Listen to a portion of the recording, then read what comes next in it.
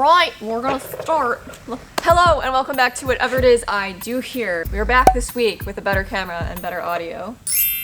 So from the title of this video, you can already know that the poor Yetta got into her first fender bender. It wouldn't be as big as a deal if I didn't have a great story behind this, and I do apologize. It's really windy and cold outside right now, and you can hear the gasket from the bottom of the garage trying to withhold and seal. I just had the space heater on and it's cold again already, but we're just gonna roll with it. It's 23 degrees out right now. So if you're in a warmer state, God bless ya. First things first, I wanna show you the damage.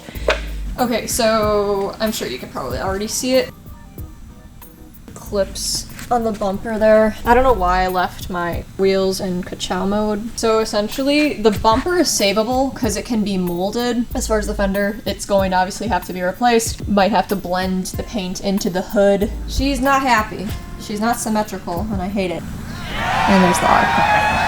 This whole event has been quite the adventure. I would not be making a YouTube video about it if it wasn't that interesting and if it wasn't really just getting under my skin, but we'll just jump and start. If you remember my last video where I installed the grill on the truck, that day my car was parked on the street. So you can already kind of see where this is going. Evidently, there's no signs of it being a side swipe like someone was driving by. I don't live on a street that's very busy, and there would only be one scenario, and that would be someone backing into it from the driveway across the street, which just so happens to be directly in the range of where someone would have hit my car based on where it was parked. So I pull my car into the driveway and I don't notice anything because it's cold and it's late at night, whatever. Run into the house. Next morning, I stop at the gas station before work.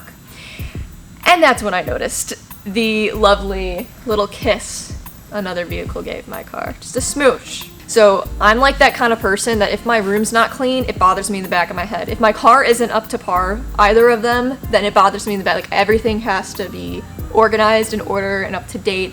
Otherwise, it'll eat me alive. I work at a car dealership and it has a body shop in-house, so I got an estimate and it was like over $3,000. These ring door notifications, that's the next thing. And then I finally get home and just coincidentally, my neighbors across the street got home at the same time as me.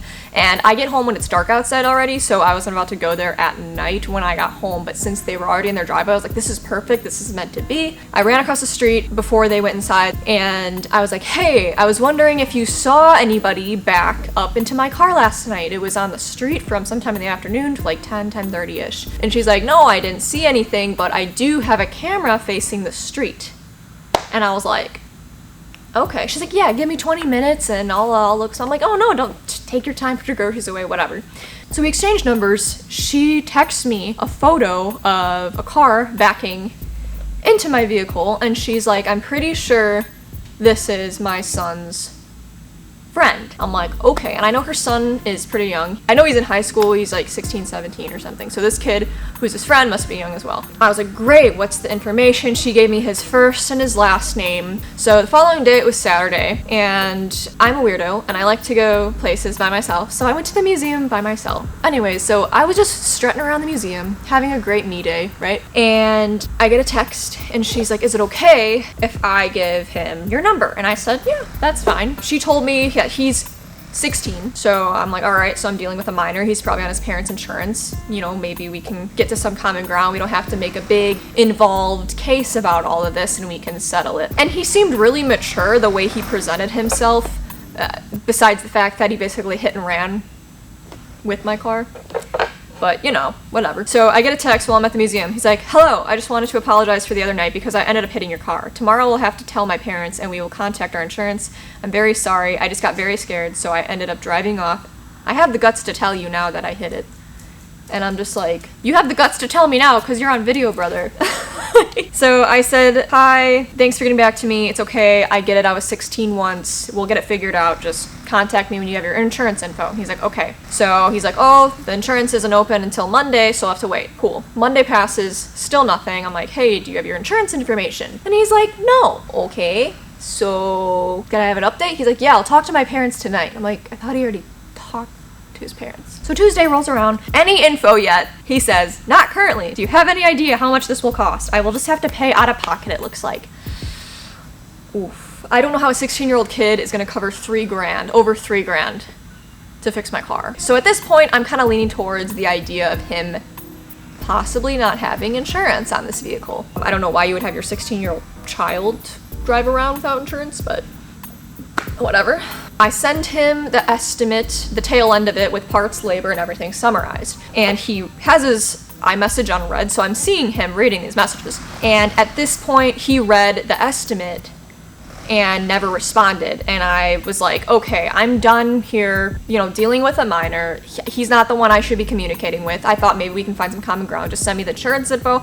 That's all I need. I asked him, do you have your parents' information? He said, okay, is it fine if I see the damage I caused? It was late at night and I never got out to check. I'm just at school messaging my parents and you, and it's just flustering me. And I'm like, okay, I think he's trying to pull the feel bad for me card, because earlier I said, hey, I was 16 once, bud. It's all right, I get it. So he's trying to find my soft spot again. So he didn't give me his parents' information after that. And then again, after he sent me those, I just said, point blank, please send me your parents' contact info. He read it and never responded the rest of the day. So here I am. I'm like waiting. I'm giving it to the end of the day. And this was like early in the morning too. And then finally, I'm like, you know what? I'm not gonna do the runaround. This is not right. I shouldn't be messaging the child. I need to get the police involved. And like, I didn't want to be that person, but I gave him plenty of opportunity. You know, I wasn't an asshole to him. I was like, you know, dude, it's fine. Let's get it worked out. I feel like I was patient enough. It was Tuesday from the event of when it happened Friday. So that night,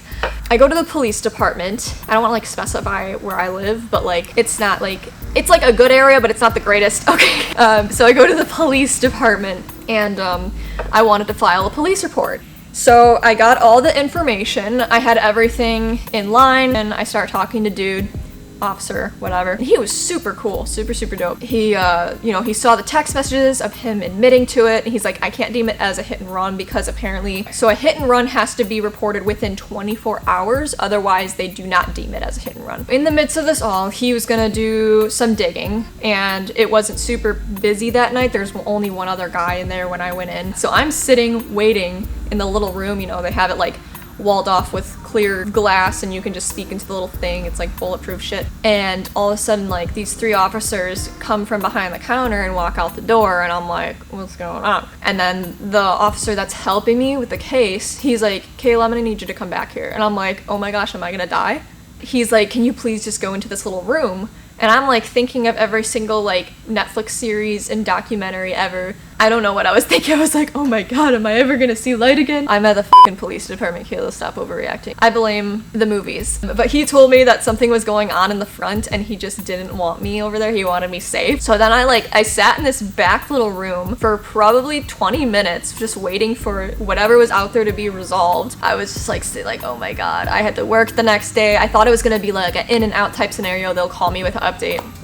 So finally, he gets a hold of the kid and then the kid's mom. At this point, he told me to go sit back out there because it was safe again. So after he gets off the phone with his mom, he tells me the vehicle he was driving was deemed totaled like 3 months ago. So I'm assuming they filed some type of damage and the car just wasn't worth it and they deemed it total, but it was still drivable, so maybe they bought it out from the insurance company.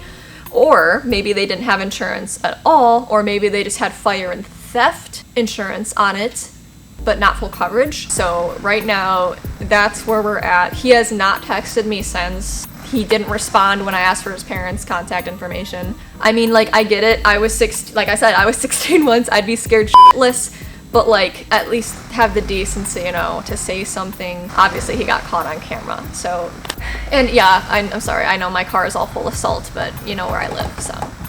But yeah, that's my crazy, chaotic story of what happened to me within this past week. Vent about it on the internet, because that's what everyone does, is vent about it on the internet. Thank you so much for watching. Please be sure to like, comment, subscribe, all the stuff with the things, and the stuff meme of the week is gonna be right in front of the den. See, as you can see, the more you fuck around, the more you're gonna find out. Alright, thank you so much for watching. Bye!